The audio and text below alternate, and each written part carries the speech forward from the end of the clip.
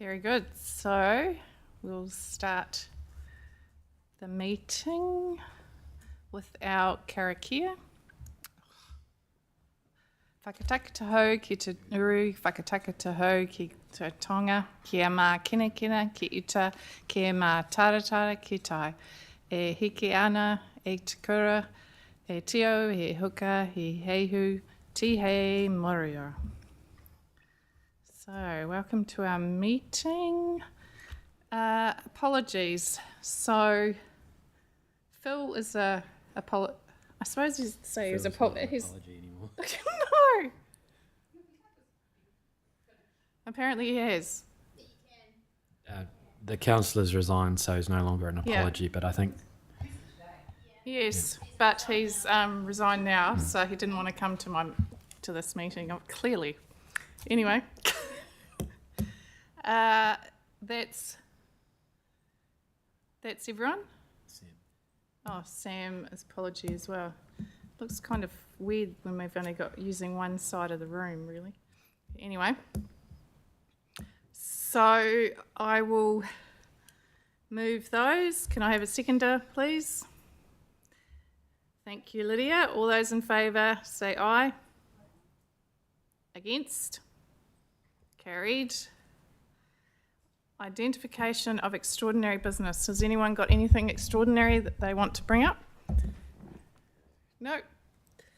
Next thing, conflicts of interest. Are there any new conflicts of interest that haven't already been said?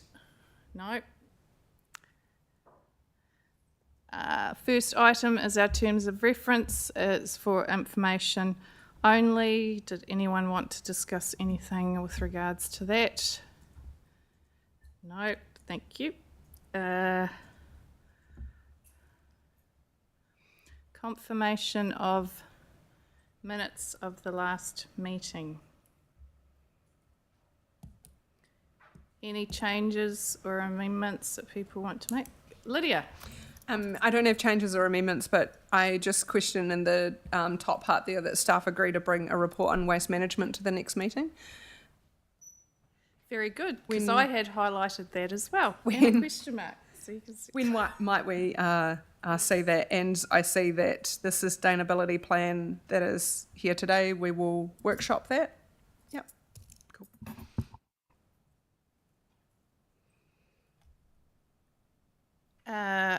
Because I think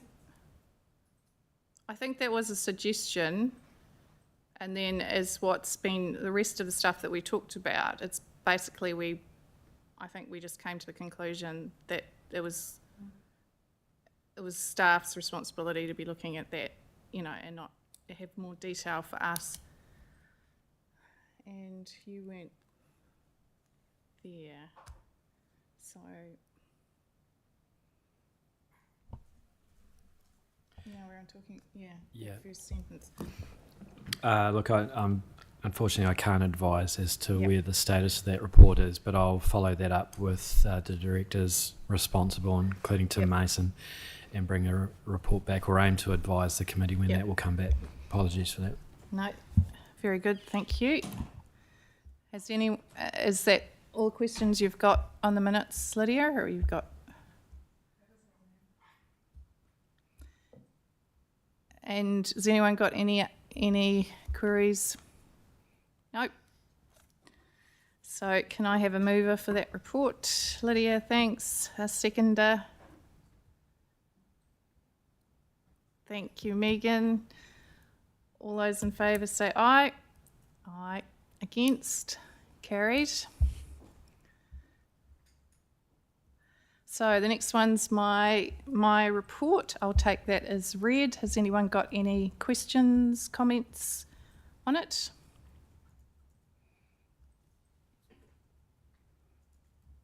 Nope. I'll move my report. A seconder, please. Lydia?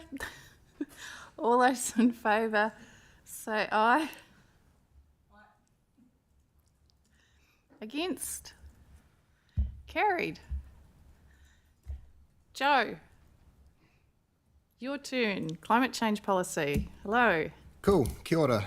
So, assuming that the committee has had a look at the report or read through the report and Appendix 1 and 2, which is the climate change policy, an amended version, Appendix 2 being the original or track change version, our recommendation is that the Climate Change and Sustainability Subcommittee endorses the amended and reviewed climate change policy. So, all in all, not too much has been changed to it. There's been some rewording around just some general terminology, and I have added one point to the policy which reflects energy management and emission mitigation. Yeah, I mean, aside from that, there's not really too much else to add. This hasn't yet been reviewed by legal or the policy team, so it's subject to some minor changes. It hadn't been reviewed since 2020, but it is referred to in the LTP, so it's been refreshed, and we're seeking council adoption on this. So just for clarification, the stuff in green, is that what's been added? Yes. So with the definitions and such. Yeah, Yep. That's it. So in Appendix 1, for example, anything in green is what I've added or what I've changed. The initial policy, after reading it myself, I didn't think the wording was appropriate to today. So I just refreshed it, kept the policy as close to as it was as I could. Yeah, so when you're looking through it, anything is green is what I've added, all of the descriptions and an overview. The policy itself, you'll see there is one point at the end regarding energy management and emission mitigation added to the climate change policy because I didn't feel it reflected that, and that's a large piece of my work here. Cool. Thank you. Anyone got any questions, comments about the policy?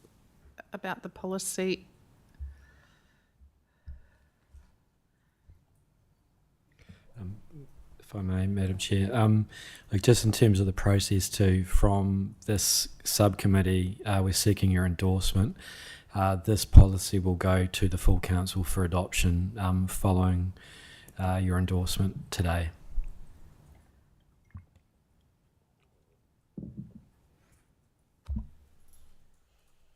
I do have a question, but I'm trying to read. You've probably answered it, so I'm sorry if I've missed this. But I wanted to know. So the policy that you've updated, was that the 2021? Because it was meant to be reviewed every 2 years, but then did it have a 5-year gap in review?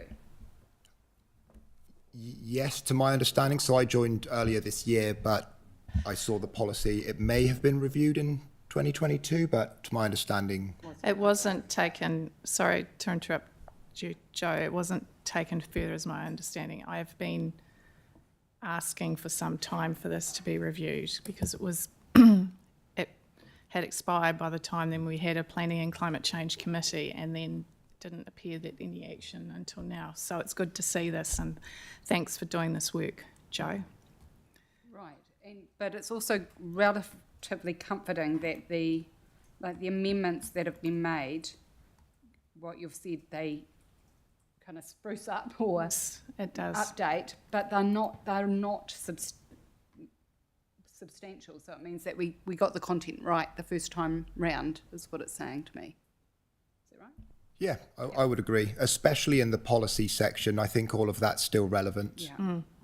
Yeah. Adding mitigation, adaptation seem to be quite obvious misses even from a few years ago. So that's really helpful. Great. Thanks. Cool, thank you. Elizabeth. It's just a small thing, but we've got council will. Those are quite strong indicators that we are definitely going to do this on every possible thing. Now, that's potentially not really what's capable, because financially we won't always be able to do that for every single decision. Is there another way to word it so that we have the capacity to explore? I think we need to be exploring these areas rather than we are just going to do them, because we're making promises that we're not necessarily able to financially keep. That's just my suggestion. No, that's a good suggestion. Thank you for that. And yeah, I agree. I'll look into the wording there. I sort of went by how the old policy was worded and just continued with that. But you're right, saying council will does suggest that everything will be achieved, which we strive to, but some areas might have a bit more work than others. Yeah, in regards to that too, I think we can take it away because there are some elements within this policy that council will do that work, but there may be some elements which, to your point, councillor, that there is a degree of practicality as well. And so I think we'll take the feedback on board and we'll work that into the final proposal and we'll identify where we have made those changes.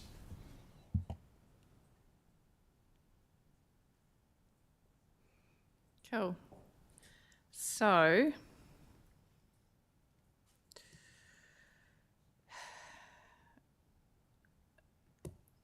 wanting to move the climate change policy, taking on board of what you just said, Steve, what should be our the wording for what we're going to move then for that? Yeah. Yeah, I think so. We just The haven't committee has identified identified through that the one comment there is an element of flexibility. So on the whole, you're endorsing it, subject to us identifying the changes made based on the council will versus the council may or should or could. So I think if we take the wording and the recommendation I reviewed, amended, and following the feedback from the subcommittee, and then note that the minutes will record that specific conversation, and that should be enough in terms of both capturing in the minutes without necessarily altering the recommendation too far, if you're comfortable on that. Very good. So, Elizabeth, are you going to move that? Do you want to move that? Yep, I'm happy to move that. And seconder? Lydia? Very good. All those in favour, say aye. Aye. Against? Carried. Thank you. So, next one. Our emissions reduction plan, is that that's the next thing we're looking at? Yep.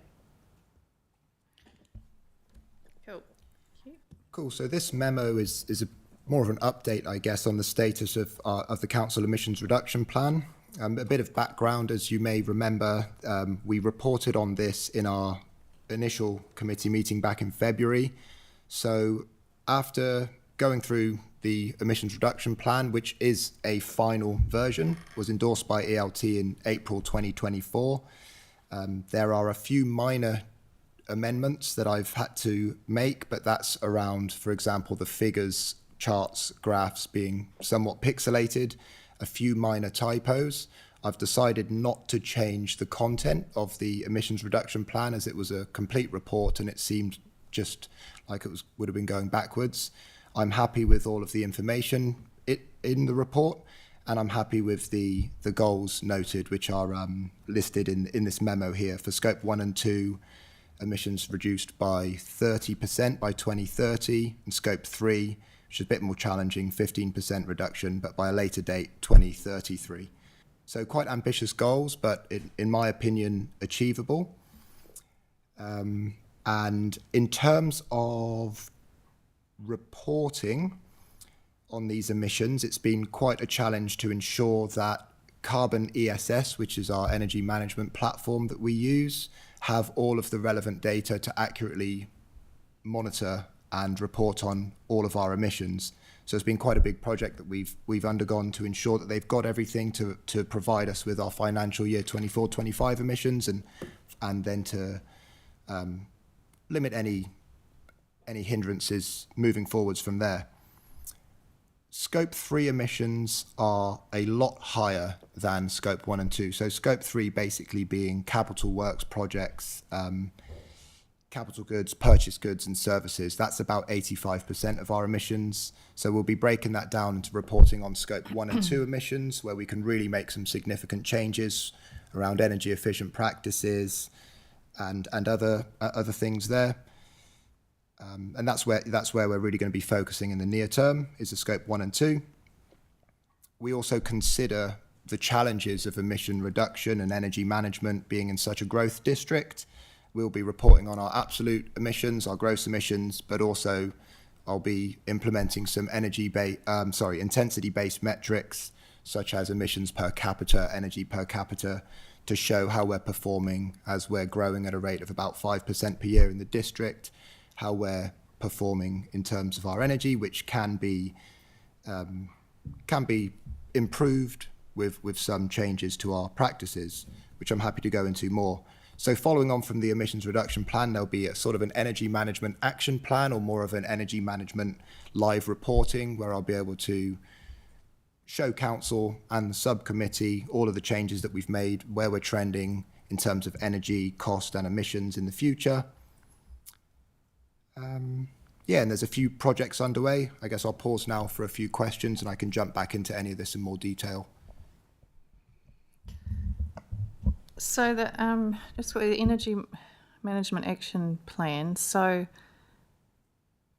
you put that it was endorsed but not actioned.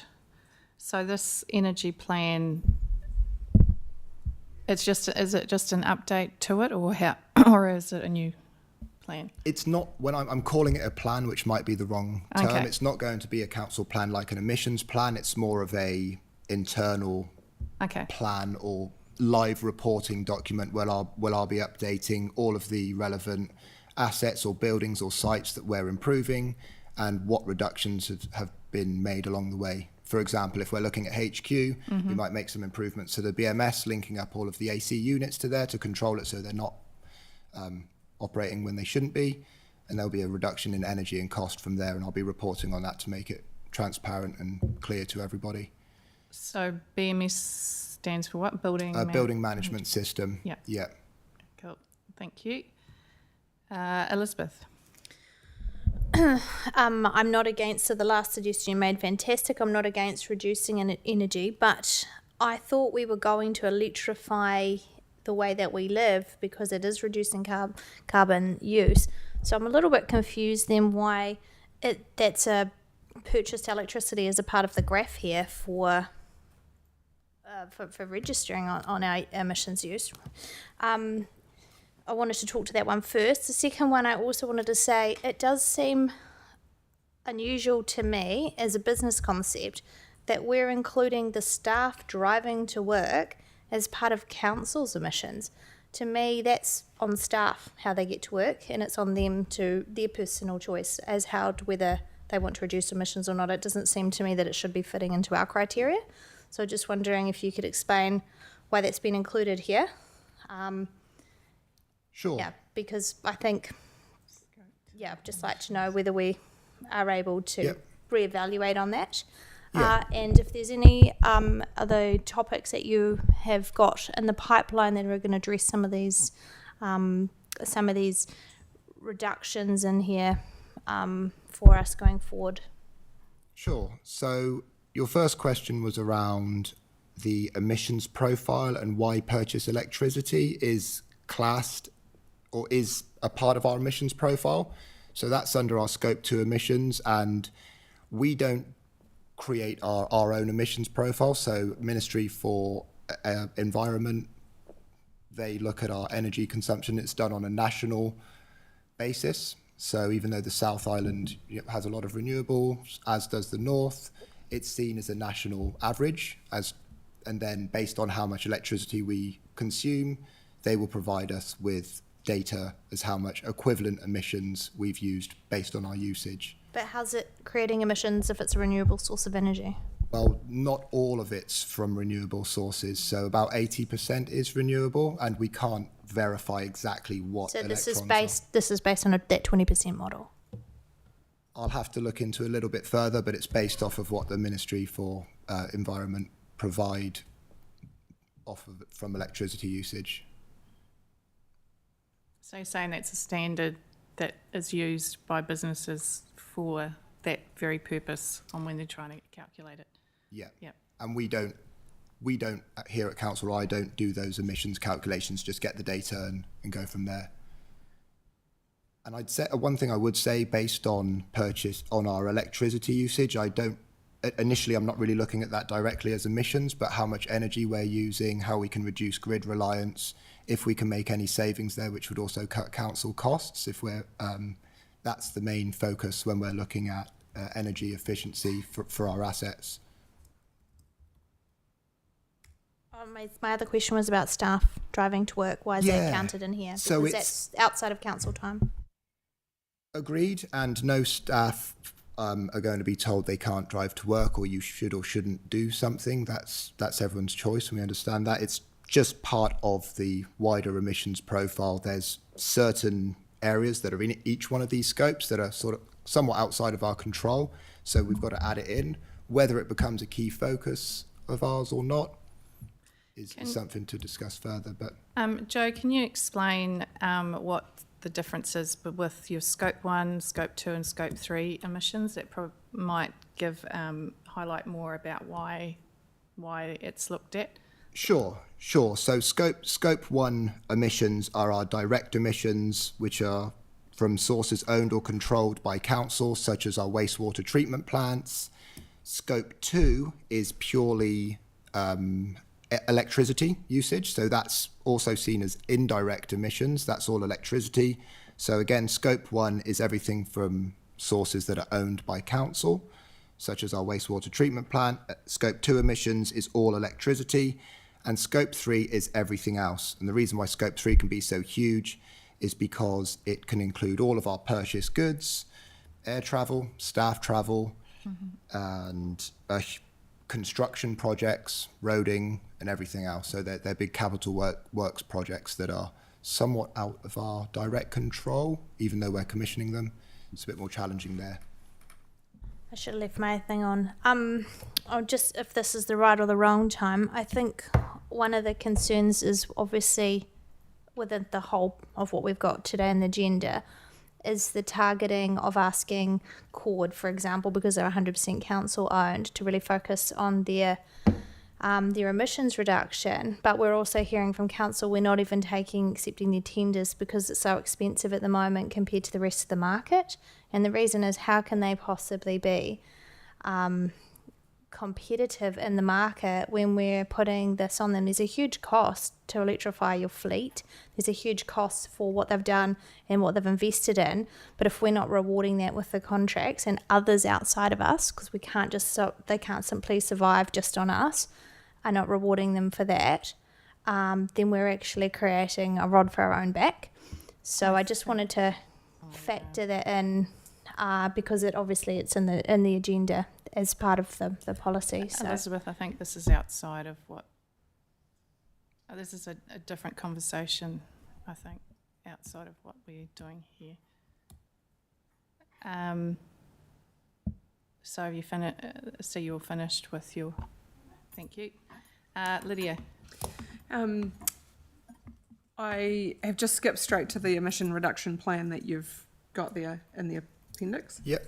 And so when I read through that, the first thing that sort of came to my mind was around biogenic methane, and we talked about agriculture. To me that says agriculture, yep, land use type of emission.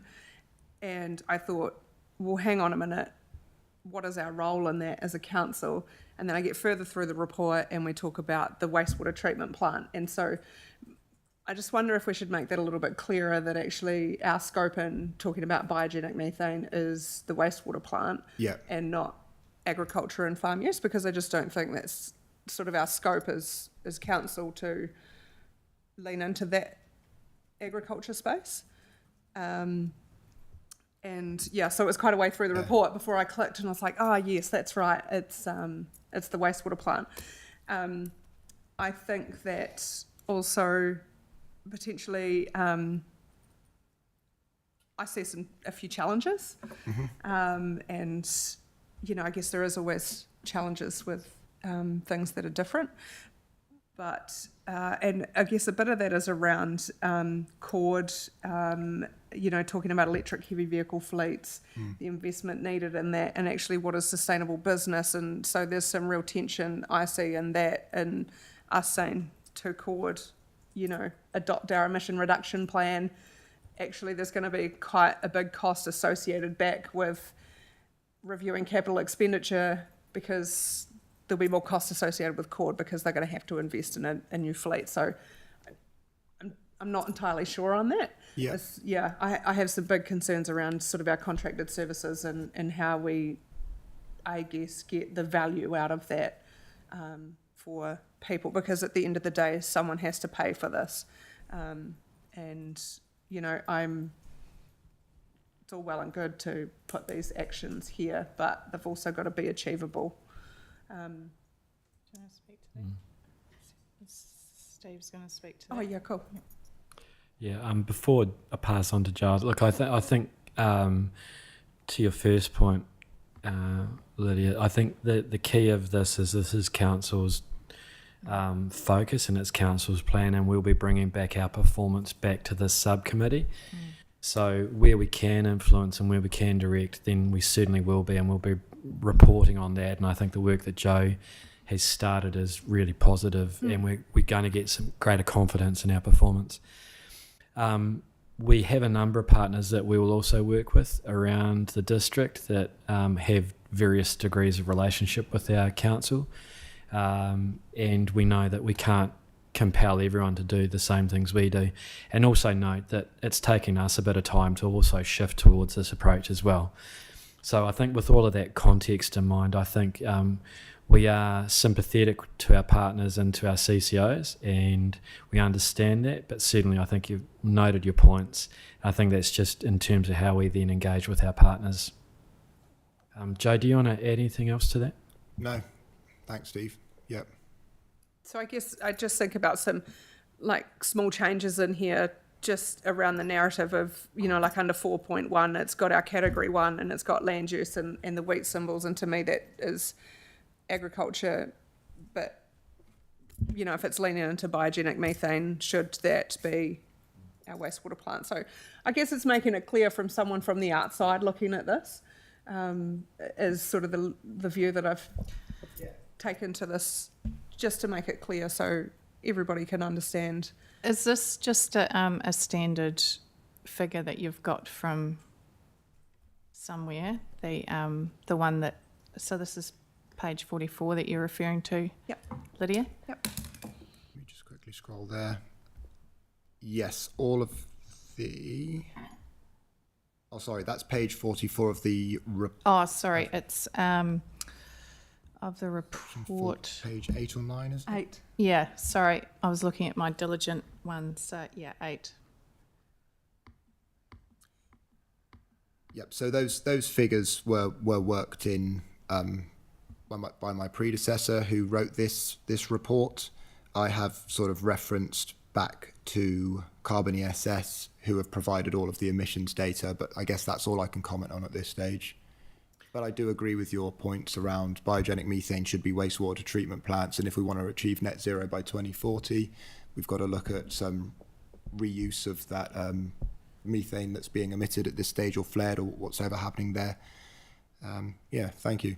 So maybe our staff who can probably just get some symbols and It's update nothing it. major. It's just Exactly, but it's a good slight point visual you've raised. change to tell our story rather than something generic. And people will most likely look at the visual things as opposed, it's much easier to do that and interpret it from that than trying to read through a lot of stuff. So it's a good point that you've brought up, so we can follow up on that.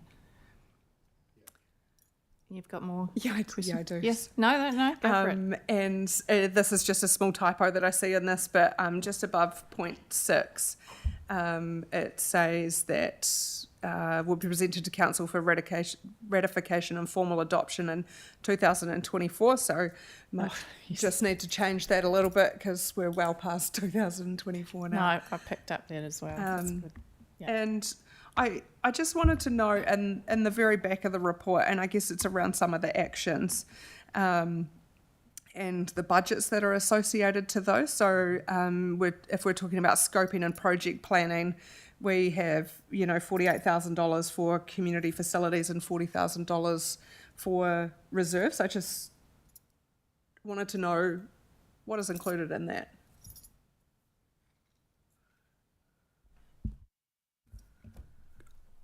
Good question. I haven't fully gone through all of our budgets yet that are related to the outcomes or the actions from this report.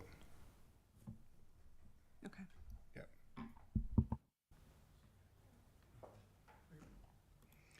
Megan. We can Oh, come sorry. back to you on that, Lydia, and get some more detail on it. We'd probably need to go and talk to the specific owners of those budgets and then come back to you Yeah. on that. So. Megan? Yeah, I was just trying to kind of clear the fog a little bit on the expectations around our subsidiaries or our council-controlled, council-owned companies to see how directive this policy is. And I think I've found where it kind of does provide a goal, and that's where the key points for the goals on page 51. It says a recommended target for adoption of the board of CORD being a 100% council-owned entity would be to work towards these net zero emissions. So it's quite prescriptive, but I would have thought that, in fact, when it came to CCOs, whether it's the water one or whether it's CORD, that we have our policies and we have our strategic documents, and then it's through the letter of expectation that we would shift and decide what parts of those strategic documents are actually important to embed, rather than putting it in here, because putting it in here almost directs it from the outset, rather than picking and choosing each year how to be agile and respond to the environment. So I'm a little bit confused about that, about why it would be in this for any of. If it's not in for every single contractor, then why would it be in explicitly for CORD? So I'm just trying to uncover that part and why would do it this way rather than through an LOE process. No, point noted. Thank you for that. And I have just a slightly side note. We have been working, I've met with CORD a few times with their sustainability team, and they are sort of asking at how we can support each other on aligning our goals, whether it's around sustainability, emission mitigation, and such. And I completely understand there are several challenges for a contractor to be, you know, they've got a certain amount of work that they need to undertake. It doesn't always go in hand with emission mitigation and some other challenges there. But yeah, we'll look into these points a bit further. Yeah, and I think through that statement of expectation, I think that is the appropriate mechanism. It is just noting it would be a recommended target. Again, we can't compel, but certainly supporting. And through the conversations our teams are having at more of the operational phase, I think we are understanding how achievable that is. And we can certainly report back that progress to the subcommittee at a later date. Yeah, because from my perspective, I would love it to say for them to have their own emissions reduction strategy, and that there is alignment with ours, but noting where the differences are, so that then that's the wedge we work on moving forward. Yeah, agreed. Yeah, cool. Yep. No, good points, Megan. Elizabeth? I had to turn your mic off so Megan could Just speak. wanted to apologise if I wasn't clear on what I was stating before with CORD, but that was what I was getting at, is what these guys have filled in on there. So I just back onto page 45. So you've got the latest carbon footprint profile. I just wanted to know where the stats came from. Driving a petrol car, huge amount of Ks, flying to Auckland, Christchurch 7,300 times versus 4 beef animals is the same carbon footprint. I'm just finding that a little unusual to see that those would be aligned. That's been revised and corrected. So this is the current endorsed LTP. I looked closely at that and have redone the calculations. And for example, the beef is not 1,500 kilograms. It would be 1.2 tons or million kilograms rather of beef. So that's quite wrong. And the same with the. So I have gone through it. I didn't mention it, but there would be some iterations there.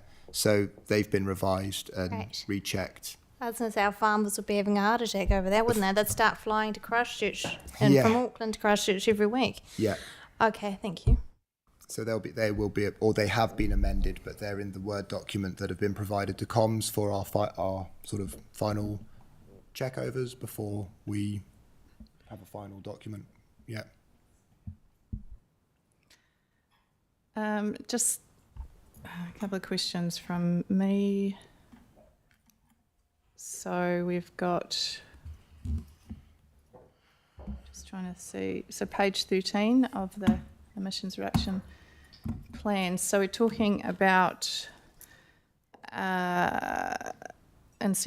looking at staff commuting. Something I brought up last year, the World Car Free Day on Monday, 22nd of September. Last year it was on the weekend, so we couldn't do anything then, but I think this time round we should try and do something, and this is a way to maybe promote different options on getting into council. We do have alternative options like bus, and there's a number of people who live in Rolleston who can use other transport.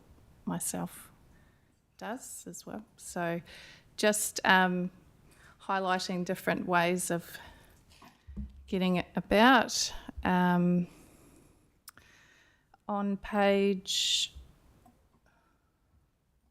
15, so you talk about, well, the report talks about baseline year. So what are we going to use as our baseline year? Have we worked that out, or I would wasn't quite clear with? I would suggest using, it's needs a bit of a look over and discussions here for sure. And I would be looking at using baseline, either if financial year 21-22 or preferably 22-23, as the reporting method was then consistent from 21-22, 22-23, and now 23-24, Okay.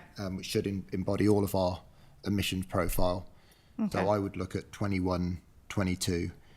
And that is stated somewhere on one of those pages, and I believe it's about 32,000 tonnes of CO2 equivalent. Cool, thank you. And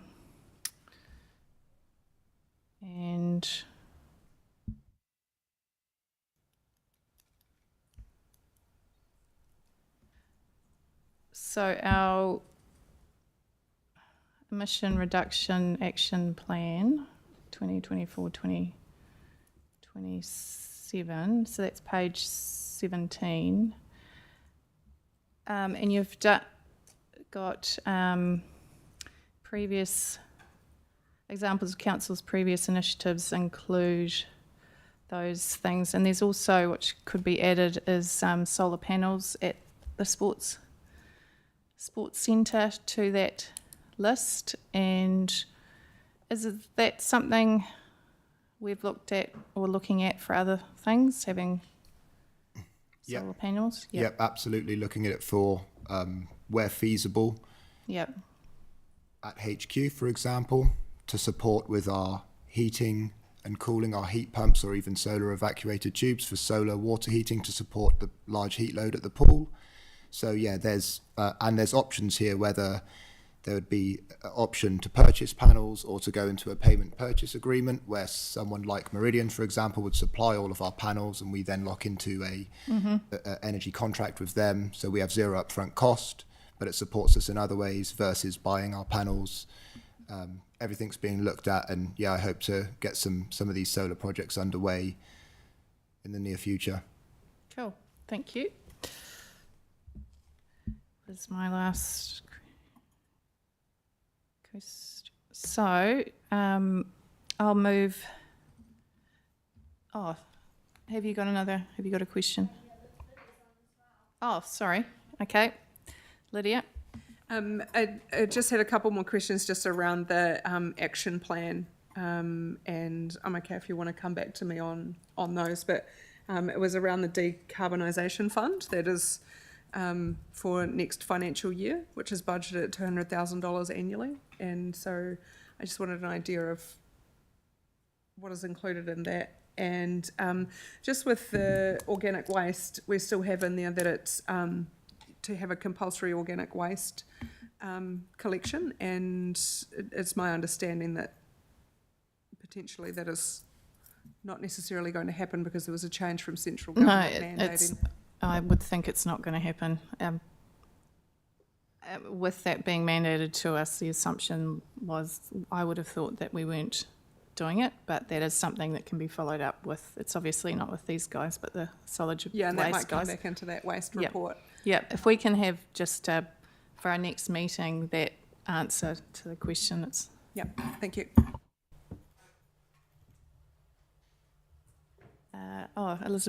Elizabeth? Yep, no, just wondered if you were going to tag on and tell us some of the projects you're doing. I wanted to ask, I raised this morning, so I just wanted to raise it here so that you've heard it. The feasibility of putting solar over car parks, I wanted to know, is that a financially feasible option that we could be looking at in the future? From my perspective, yes. I think dead roof space is a great opportunity for solar panels, whether it's at home, on our rooftops here, rather than using fields. We've already got all this dead space on the roofs that could be used. Solar panels are efficient at producing energy, but there's a lot of electricity that needs to go into a car, so you need quite a large array to charge one vehicle, but it can definitely support the grid and support green charging and yes. So in terms of putting it in, obviously wiring it into a space of concrete for car parking, that's tenable and that could potentially be done. I don't know if you've done any maths on that at this point, but I'd be very interested in any feedback and any reports on using it in future car parks. Yep.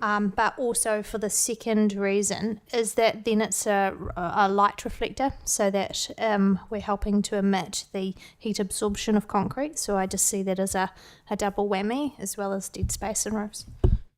Yeah, great to be used as shade as well. And through inverters we could have a lot of panels, say on our roof here. Through inverters we could have it split, so it's providing energy either to the grid, to our building, and supporting. We won't be able to completely go 100% off solar, I don't think, at this stage, for the amount of roof space we have here, but it could definitely support our charging and support a large percentage of our usage.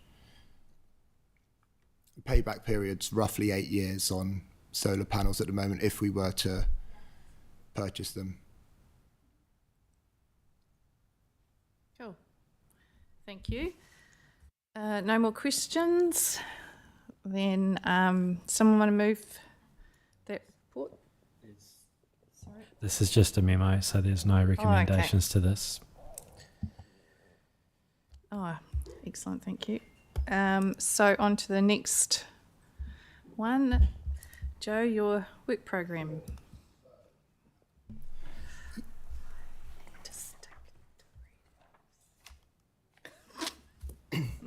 Yeah, so following on from the question about some current projects that I've got underway, aside from the drafting of the review of some plans and policies and writing a sustainability plan, I guess I'll focus on more of the operational projects that are underway at the moment.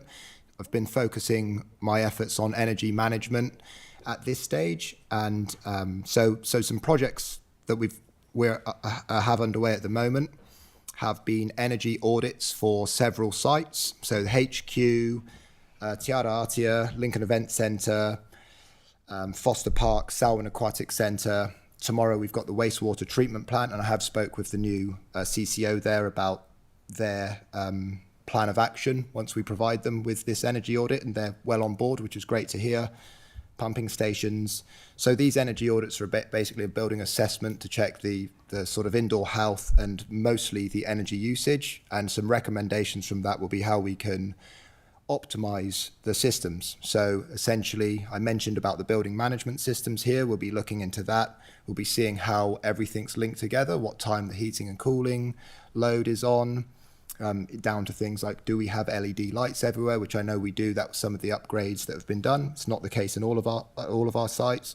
Looking at large consumers, So the aquatic centre is our largest user of electricity, and for good reason. This doesn't mean it's performing badly or it's inefficient. It's actually a very efficient swimming pool and a modern swimming pool.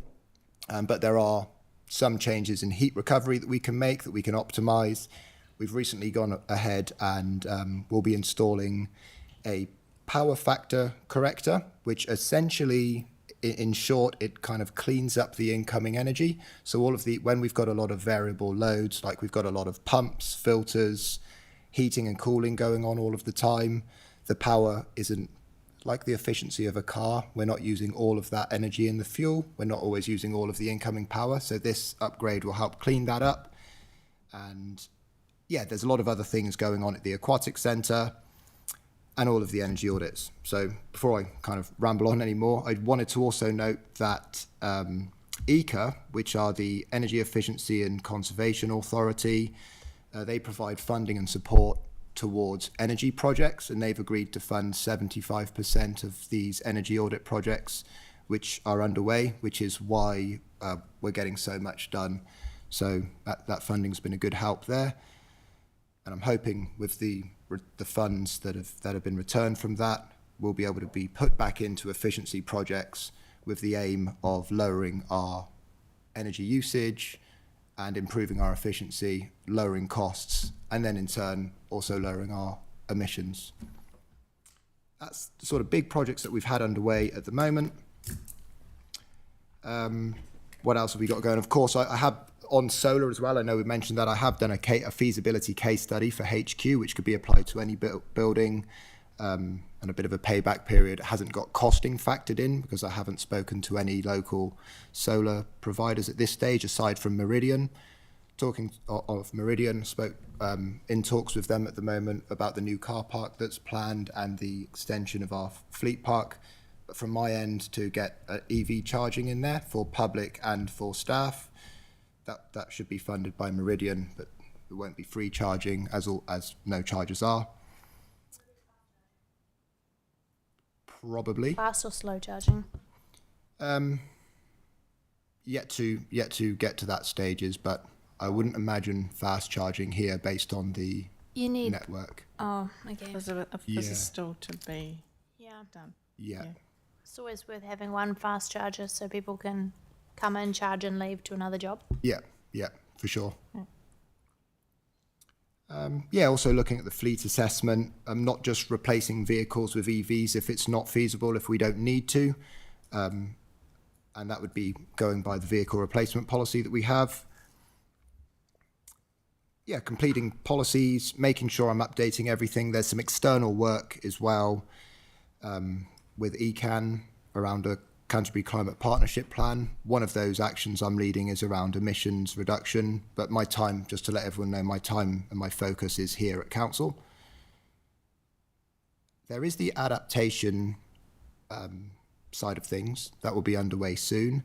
I haven't managed to progress much with the adaptation phase yet because we are waiting on a risk assessment to be returned before we can progress any further, but that will be later on this year when we have an adaptation project brief, and I'll be leading that as well. Yeah. Sorry, Joe. Adaptation from what? Because there's so many environmental disasters we could choose from. Which one are you looking at? The risk assessment that will be provided soon will highlight what would be our core risks to focus on. So yeah, it will be a wide range of things, and we'll build it up from there. Well, thanks for that, Joe. And it's great to hear that you've secured funding from elsewhere to do work for us. That's great. Does anyone have any other questions for Joe about his work program? Lydia? It's no questions, but I think, from your report, and I appreciate that, you said you're going to bring this to us all the time, but I think it's great that you've come in here and you've grabbed everything and seem to be, rolling with it, so well done. Thank you. I'd second Lydia's comments on that. It's great to see this work progressing. Elizabeth. Joe, I just wanted to touch on before you're talking about doing the building evaluations round. So that's our community halls and things. Is it in the whole region you're getting out to? Is that correct? Not for the whole region at this stage. It would just be council assets. So I just looked at, based on electricity consumption, I looked at our kind of top 20 consumers and chose Right. our top ones from there. So number one was the aquatic centre, then our wastewater treatment plant. HQ was up in the top 5 or so. Okay.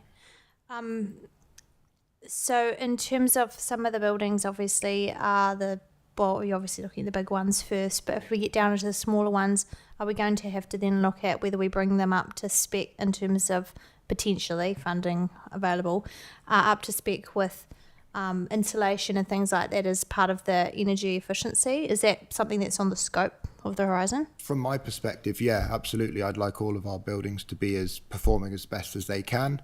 And in the future as well, for slightly smaller buildings, I hope to perform those assessments myself. So we're keeping our resources in-house as well. Yep. So, I don't know if you can say anything on this, Nicole, do you have anything in a policy that any of our policies will upgrade to requiring that kind of evaluation for any future builds? Because we've obviously got Whateroa in the pipeline.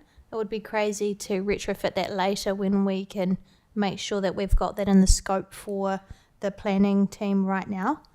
I would think that would be something that we're already doing, but that can be something that can be followed up. I mean, I've brought up in the past, or even before where Tiara Atia is looking at green building standards, whether not so much getting accreditation, but making sure that we're putting in buildings that are fit for the future, that have got all of the, the savings, the installation and everything that they should do to make sure that then longer term that it's not costing more money than it needs to.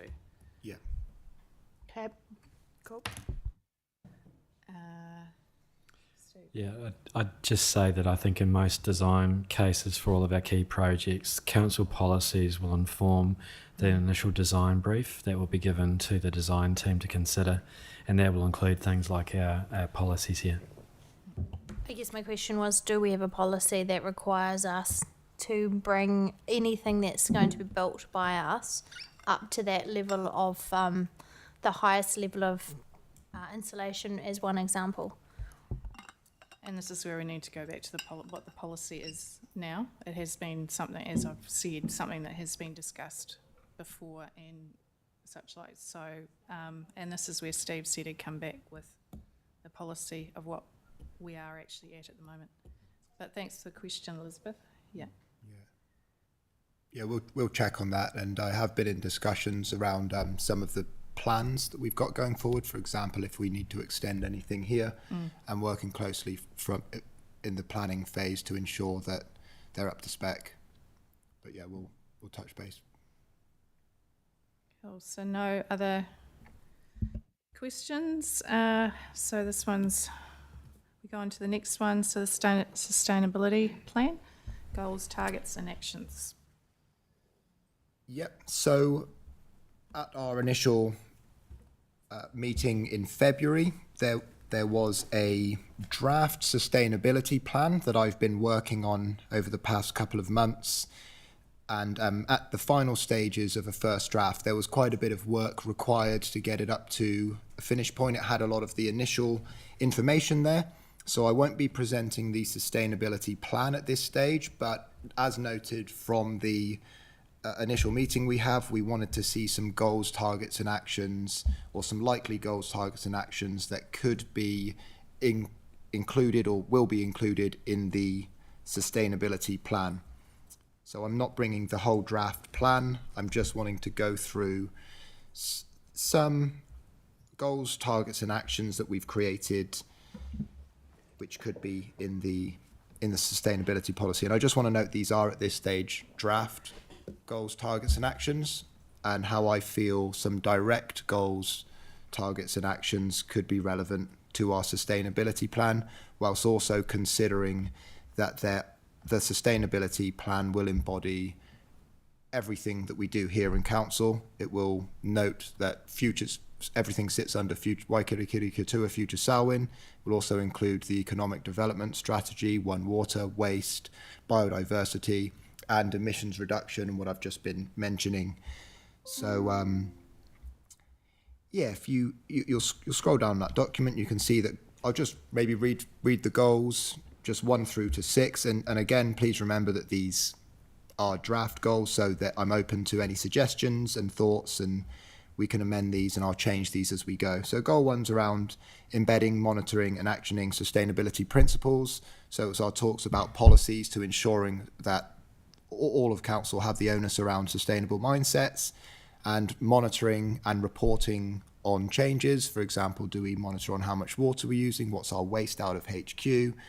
All of that kind of stuff. Are we using excess amounts of something that could be improved on? Goal 2 is around community well-being, enhanced community well-being through sustainability and resilience. That's around engaging Mana Whenua with our projects, regular updates for transparency on the sustainability portal that I'm still working on at the moment, and conduct frequent community surveys. 3, around promoting a regenerative future Salwin and economic development. Now that's quite direct to future Salwin, and again, this is more around energy resilience, emission reduction, economic development, biodiversity, and these types of efforts that are already underway at council. And a lot of this is underway, and it's looking at how we can continue to improve this. 4, strengthening partnerships and collaboration. So this is now where I know we had a conversation about CCOs, kind of enhancing our engagement with, or maybe our expectation around contractors and CCOs, so they would have or could have policies or plans that align with ours, where we could support each other, but we would expect contractors and CCOs to already have a sustainable lens over their work. And further engagement with external organisations like we're already doing. Goal 5 was around sustainability across council operations, or departmental accountability. So this isn't just on me, say, I'm leading this, but every single department, from my perspective, should have a sustainable lens over it, which I know they already do. I think everyone's doing a really good job of that. If you look at the biodiversity team, for example, the waste team, there's a lot being done here already, but this would be a way to continue this. And then 6, lead by example, and the actions there are up for debate and iterative. It's kind of some strong ideas that I had at this stage around waste reduction initiatives. I know the waste team are doing brilliant job with everything they do, but I was thinking about more in-house here for reduction in single-use plastics, looking at how much paper we're using and ways we could improve this. Looking at the transport side of things, sustainable sourcing, and there will be a metric that I'm working on at the moment. We might be thinking, okay, we've got all these goals, how would we report on all of this? So I'm in the process of creating a sustainability metric that I had some inspiration from the UI green metric that universities use, and I think one could be applied at council, where we'd look at things like all of these goals, our energy, our waste, biodiversity, and sort of have some kind of ranking to show how we're performing.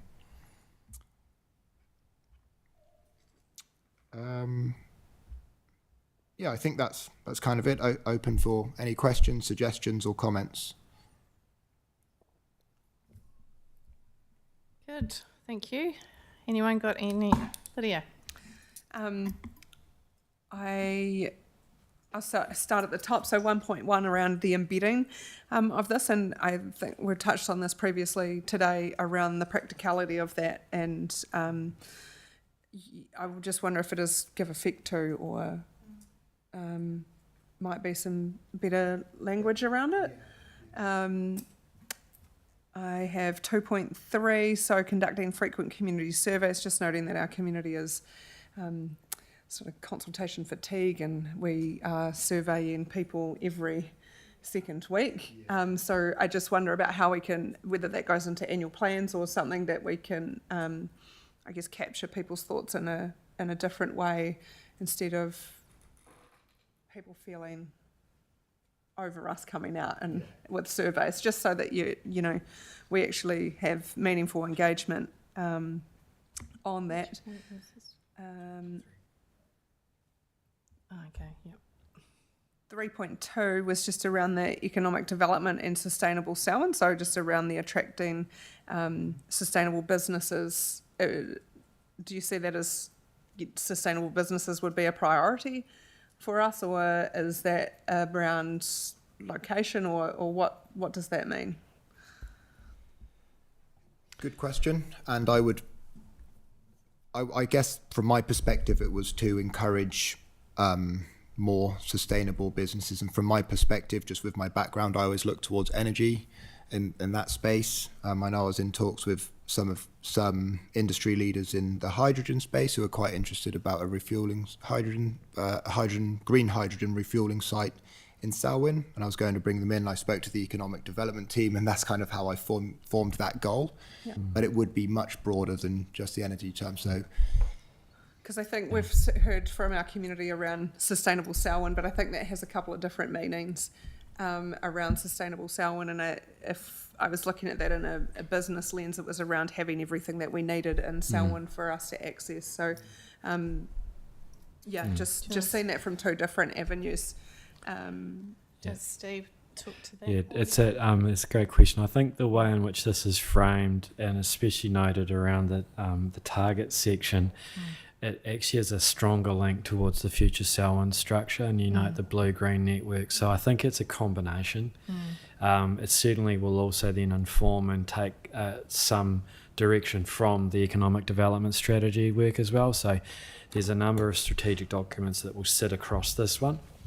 And it's around how do we then bring that back, and certainly those 3 points in that target section kind of are directing us to the types of engagements and the types of industries that we are partnering with.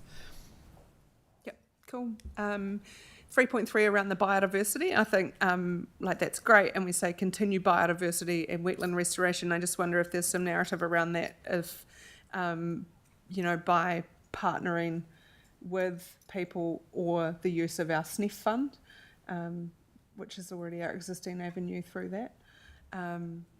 And 4.2, enhancing contractor and CCO engagement around regular workshops and stuff. And I just wonder whether there is a space for, the procurement policy that we had changed a few months ago, and that's just got some different directives in the procurement policy. So up to you where that sits in there, but it's just an idea in that.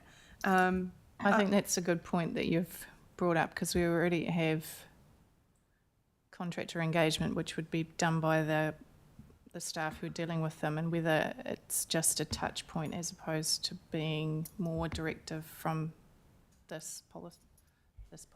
Is that what you are? Yeah, that's you what were I mean. Like, thinking? there's already things happening, so just linking all those things. Yeah.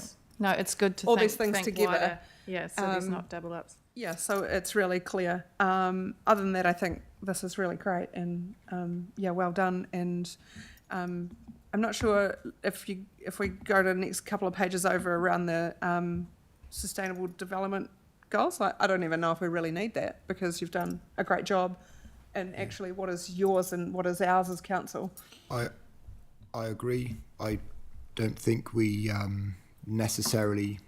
Sustainable development goals are essentially a sustainable framework. I don't really think we need to have them in, but if it was a decision to put them in, to link them where relevant, I can leave them in. But if we decide that we don't need to display them, I could have future Selwyn goals instead. I think that would probably be more relevant, but I'm open to leaving in the SDGs if that's what we decide. But yeah, thanks. I'll go for my point of view. I think that you've done a great job in this, and I think that this should be council's and ours. So if we link it to anything, it should be linked to what we have in our strategies and documents. Our future Selwyn. Future Selwyn, which is our overarching document. So I would see that as a more appropriate place. Thank you. Yeah, and good to see how we can see a link between everything that we're already doing here. And that was a bit of a challenge here, where I almost wanted to just, well, maybe not almost wanted to, but in some ways wanted to just say, look, here are all of our strategies. We've got all of these strategies. These are our goals, but we can refine them down a bit more in a way to sort of track and then have one person looking across it all. So, yeah, thanks. Elizabeth? Joe, I just want to take it back to a little bit, taking on to the conversation I had earlier, and it fits in with what Lydia was saying. So you've got 4.2, enhance the contractor and CCO engagement.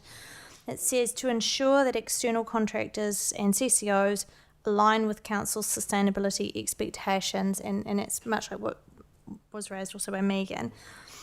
The reality of this is if we are ensuring that they align with us and our expectations are to achieve certain net zero goals, at the moment, this isn't just our own CCOs, this is also external contractors, remember.